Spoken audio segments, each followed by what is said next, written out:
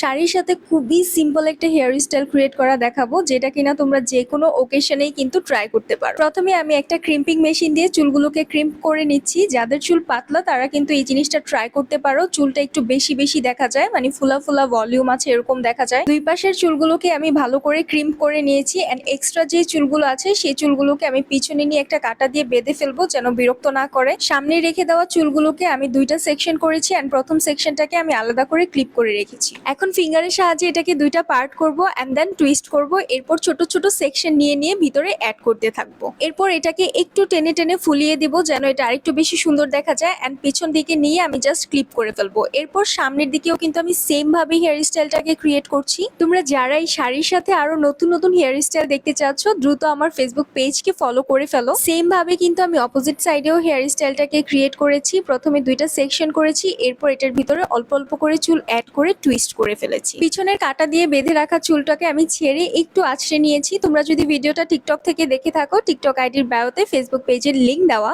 ভিডিওতে like comment করতে কিন্তু একেবারেই ভুলবে না, এন্ড ক্রিম্পিং মেশিনটা কিন্তু তোমরা আমার ফেসবুক পেজে পেয়ে যাবে।